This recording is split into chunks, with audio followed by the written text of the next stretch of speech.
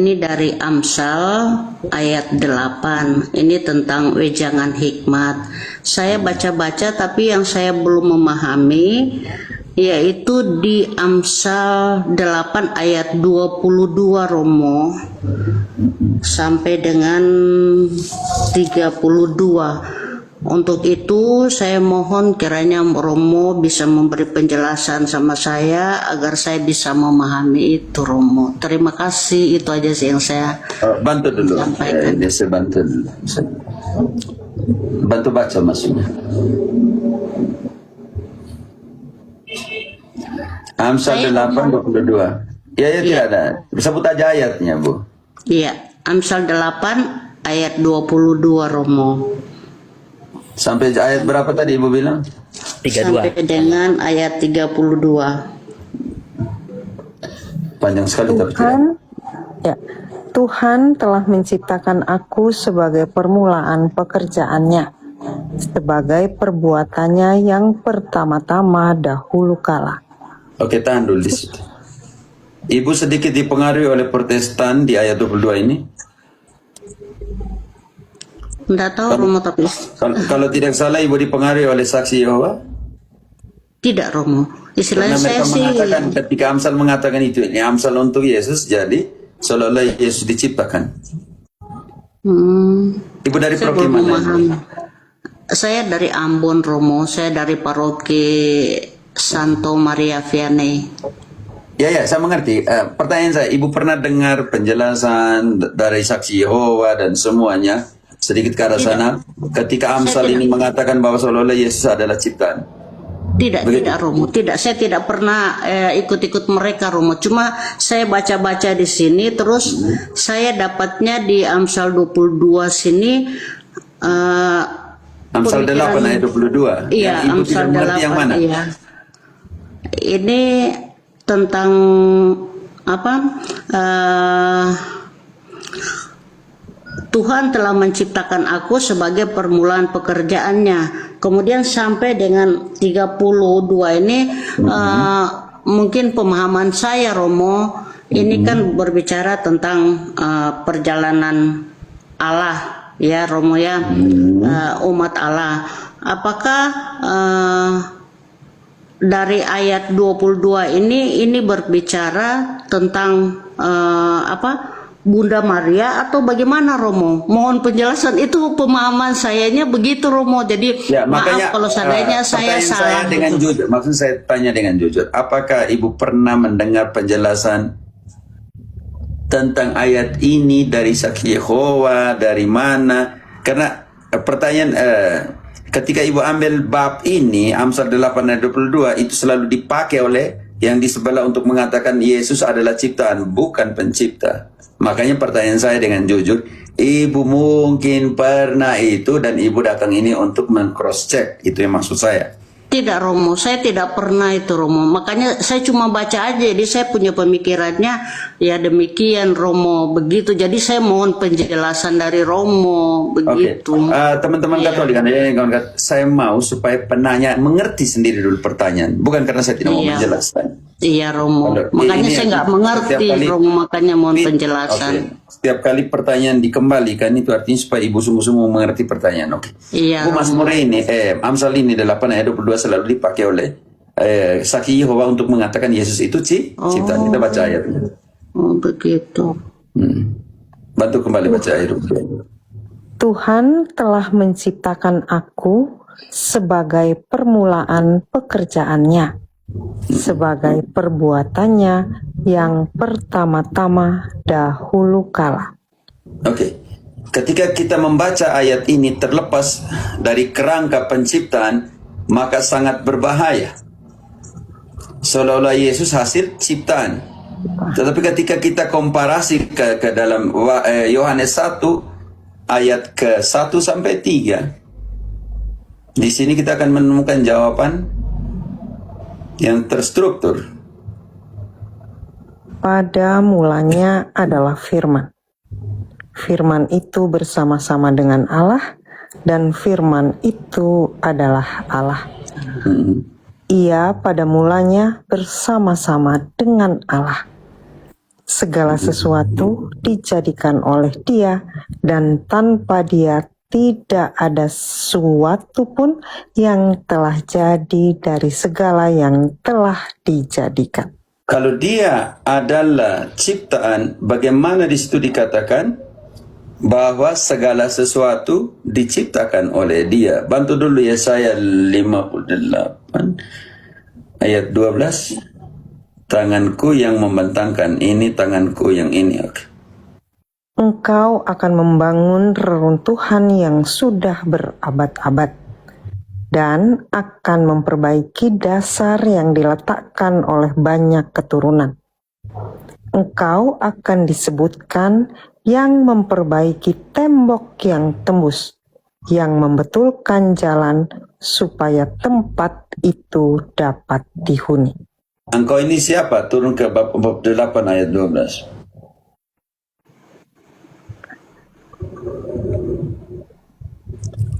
Dengarkanlah aku, hai Yakub, dan engkau Israel yang kupanggil. Akulah yang tetap sama, akulah yang terdahulu, akulah juga yang terkemudian. Lanjut. Tanganku juga meletakkan dasar bumi, dan tangan kananku membentangkan langit.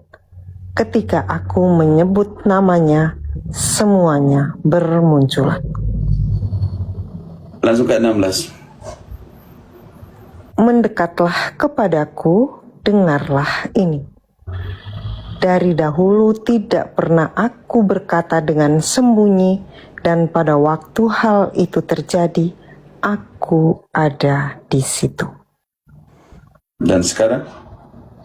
Dan sekarang Tuhan Allah mengutus aku dengan roh-Nya.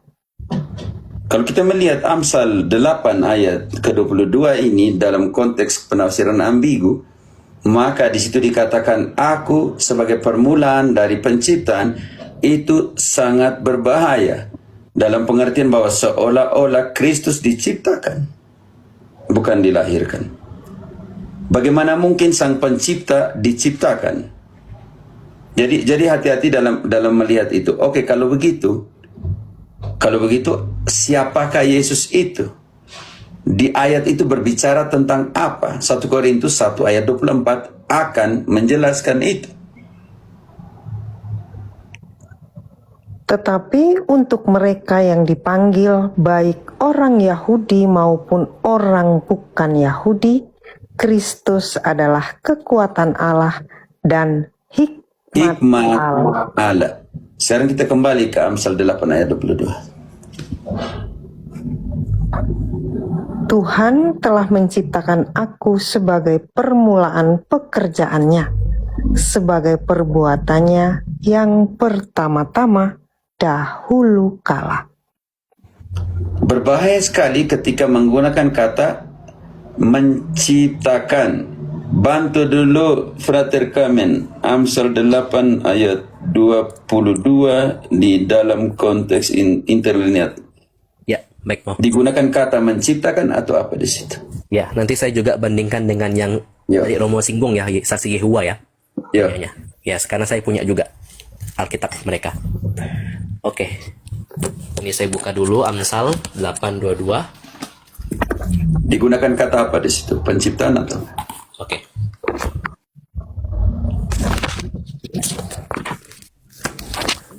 Oke, ini perjanjian lama. Saya open cam langsung. Amsal itu berarti proverb ya, proverb Ya. 8:22. Nah, di sini, oke, biar saya maju dikit. Nah, di sini ditulis ya, Yahweh Kanani Resit Darko Kedem Mifalau Meas. Ya, Yahweh mengapa? ya, Yahweh poses me, Kanani, dari kata Kanani, Tekan di situ. dari kata Kanah. Ya, nih, dari kata Kanah ini bentuk kata kerja, to get, acquire, ya. Artinya secara definitif ya, secara original, a primitive root berarti dari suatu akar yang terjadi di mula-mula, to erect, create, mencipta, keberadaan, procure, especially by the pure case ya, berarti bentuknya seperti kausatif ya, bentuk sebab akibat atau sesuatu yang dijual belikan, implikasi kepada pemilik sang pengadaan. Artinya semua yang menjadi permulaan dari ciptaan, artinya kalau tanpa dia tidak ada yang lain. Karena itu tadi di Yohanes katakan melalui dia semua diciptakan. Ciptakan. Ini penting sekali. Bantu Ibrani 3 dari Ibrani 1 ayat. Tahan dulu frate, tahan dulu di situ. Ibrani 1 ayat kedua. Maka pada zaman akhir ini ia telah berbicara kepada kita dengan perantaraan anaknya, yang telah ia tetapkan sebagai yang berhak menerima segala yang ada. Oleh dia Allah telah menjadikan alam semesta. Oleh dia Allah telah menjadikan Alam alam semesta. Yohanes tadi menjelaskan tanpa dia segala sesuatu tidak diciptakan. Ini yang harus mengerti dalam pengertian. Frater, lanjut. Maaf. Ya, baik Mo. Oke, ini sekarang kita lihat dalam versinya Saksi Yehuwa ya. Ini saya punya. Kitab Suci Terjemahan Dunia Baru versi mereka. Apa yang dituliskan di situ dan apa cross referensi ayat yang mereka pakai. Nah, dituliskan Amsal 8 ayat 22. Yehuwa sendiri menghasilkan aku. Bayangkan. Sebagai permulaan pekerjaannya. Ada catatan di sini huruf C. Apa yang dikatakan di C di situ? Yohanes 1 ayat 1 dan ayat 14. Itu. Oleh karena mereka menggunakan kata menghasilkan. Berarti Allah memproduksi Yesus. Iya. Jadi produk Yesus itu. Ini yang harus. Ternyata di situ omong tentang nubuatan, omong tentang hikmah itu sendiri, oke? Siapakah hikmat itu sendiri? Yaitu Yesus itu sendiri. Jadi karena itu Ibu hati-hati dengan kata kunci di situ. Butuh disilangkan hermeneutik eksegesisnya kemana saja supaya bisa diambil benang merahnya seperti apa. Kalau dibaca secara letterlek, maka Yesus adalah ciptaan, bukan pencipta. Dan itu juga bertentangan lagi dengan apa yang dikatakan di segala nubuat tentang Yesus. Dilahirkan, bukan diciptakan. Dan ini yang berbahaya sekali, oke? Iya, Romo. Pater, tapi kalau di TB2 itu sebagai itu diganti dengan sebelum perbuatannya beda. Iya, karena dia adalah awal dan alfa dan omega yang tadi dijelaskan oleh Yesaya 48 tadi. Aku awal, aku akhir. Nanti dijelaskan di dalam Apokalips Wahyu 1 ayat 8. Betul Mo. Dan ini saya dukung dengan cross referensi Mo. Dari ini yang Inggris ya, Alkitab Inggris. Yang saya pakai bukan KJV, tapi ini Nabre, yang Katolik punya. Nah, yang dikatakan Romo benar, ya, ini 8 ayat 22, ini Proverbs ya, Amsal, 8 ayat 22. The Lord begot me, the beginning of his work, the forerunner of his deed of long ago. Nah, ini ada lambang bintang sini ya. Nah, apa yang dikatakan di sini? Wisdom is of divine origin. Betul. Hikmat atau kebijaksanaan adalah permulaan dari entitas ilahi. Nih, sesuai dengan perkataan Romo. Sangat sesuai. Seperti itu. Begitu Ibu, terima kasih menjadi pertanyaan. Bagus sekali Ya, pertanyaan. Ya, tidak apa Ibu. Justru begini ya, harus daripada Ibu cari dan ini berarti saya ke saksi Yehova benar karena saksi Yehova bilang Yesus diciptakan begitu. Tidak Romo, saya tidak Tidak, pernah. maksudnya bukan ibu, maksudnya Iya. takutnya orang Bukan Katolik ibu. berpikir begitu. Iya. Saya Katolik asli, nggak mau kesana kesini Romo. Iya, makanya kadang saya baca firman tuh kadang kurang memahami, makanya kebetulan di sini saya naik mau bertanya begitu, jadi saya mohon penjelasan Romo. Tidak apa Bu, memang kalian punya kewajiban, hak untuk dijelaskan kepada kalian, oke? Iya Romo.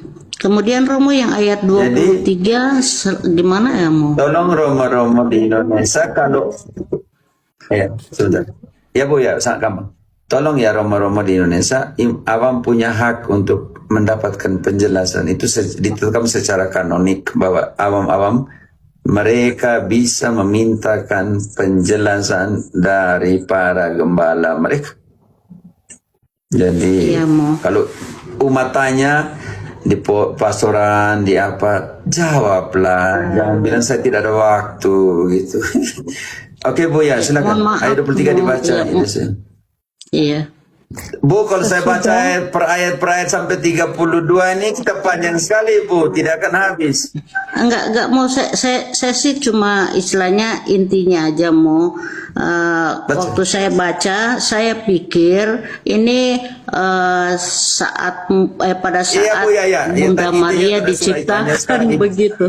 Iya, mohon maaf, itu pemikiran saya.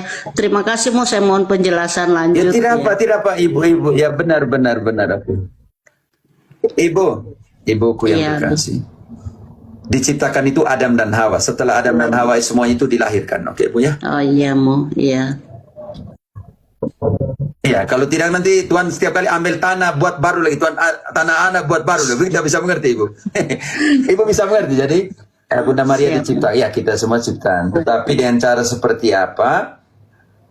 Allah menenun kita dalam rahim Ibu. Iya. Jadi karena itu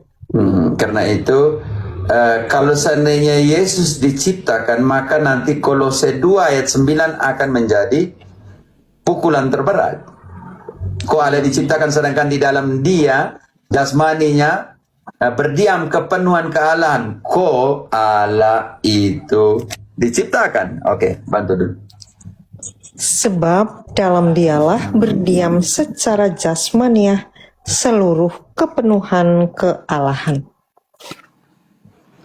Baca kembali.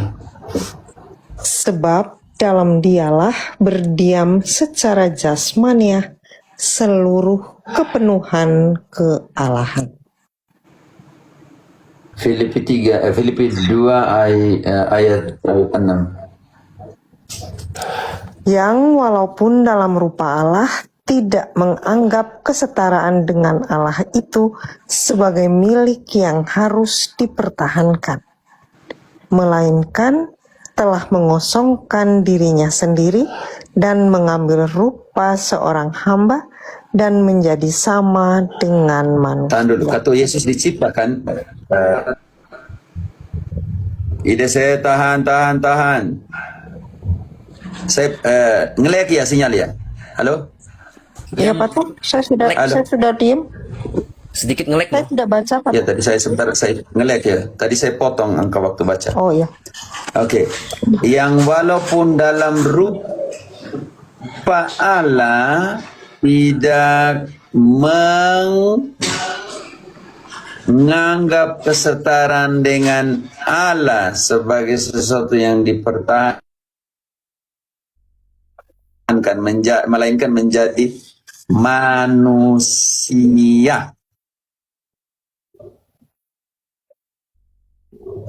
Kalau seandainya Yesus diciptakan, bagaimana di situ dalam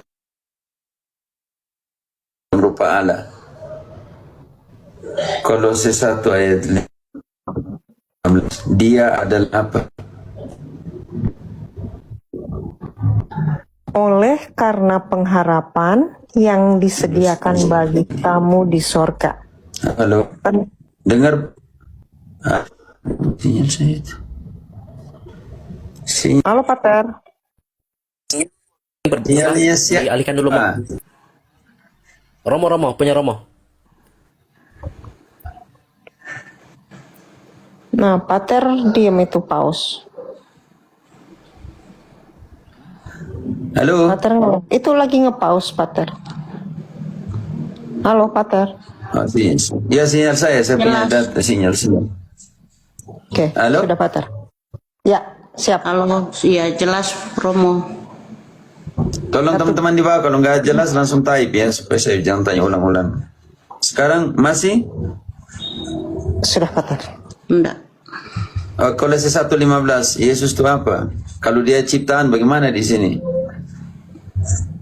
Ia adalah gambar Allah yang tidak kelihatan, yang sulung, lebih utama dari segala yang diciptakan.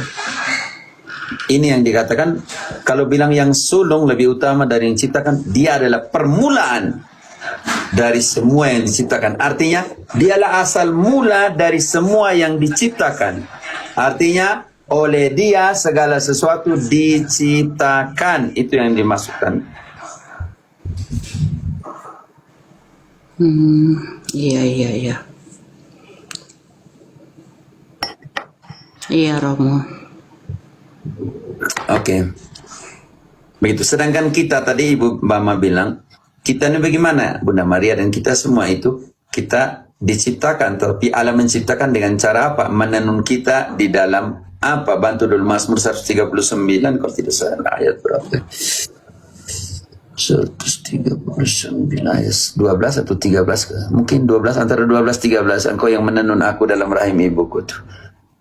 Coba 139 ayat 12 atau 13, antara dua itu. Maka kegelapan pun tidak menggelapkan bagimu. Nona, lihat Mazmur 139 antara ayat 12 atau 13. Engkau lihat baik-baik dulu yang tentang menenun. Oh ya, Sebab 13. engkau lah. Makin saya butuh itu, ayat yang itu cukup. Sebab engkaulah yang membentuk buah pinggangku, menenun aku dalam kandungan ibuku. Jadi Allah menciptakan dengan cara seperti itu ya. Menenun kita di dalam kandungan ibuku.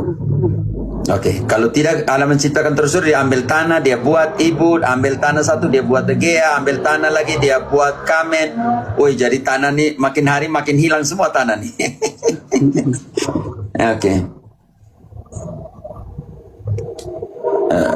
Begitu Ibu ya secara umum. Itu ayat Mas Amsal ini yang digunakan oleh saksi Yehova dan semuanya untuk mengatakan Yesus bukan Allah, Yesus diciptakan. Siap ya, terima kasih banyak Mom.